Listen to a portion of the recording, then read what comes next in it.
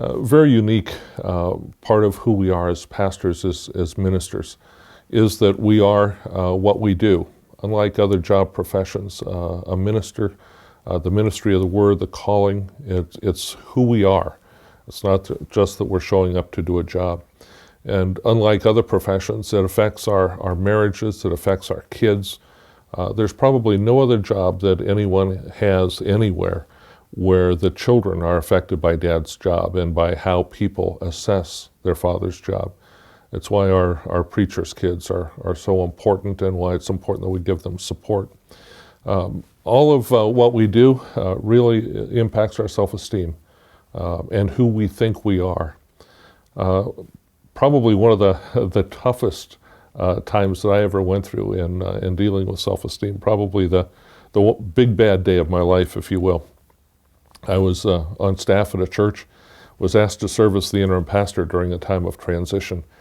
And in that time of transition, the church started to grow, and the board asked me to submit my resume and be considered for the senior pastorate. So I did. A couple of weeks later, they called me into a council meeting, and I went assuming that I was going to go and they were going to talk about a candidacy weekend. Instead, I was terminated, fired out of the clear blue, had no idea. But the district leadership felt that there needed to be someone else who would lead that church.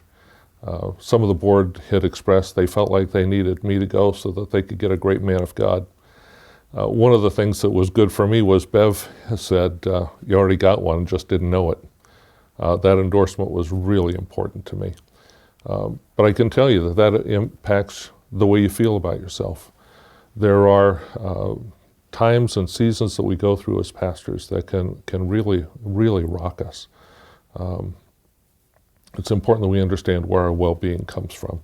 Having to deal with the criticism over preaching or what we do or how we counsel, all of those things. People come with their issues, and it's important for our security not to come from what other people say, but it has to come from inside. It can't be the approval from the outside that we're looking at.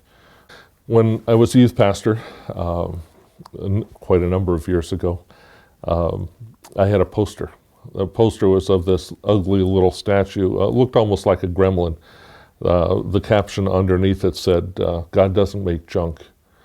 I can tell you there have been times through the years that I had to remind myself, God doesn't make junk. I'm not junk. You're not junk. Your value comes because of the price that was paid for you. Your value comes from the God who called you. Out of all of the other individuals in planet Earth, God called you because he loves you, because he cares for you. Gave his son so that you can experience his love and experience his pleasure. And so what we do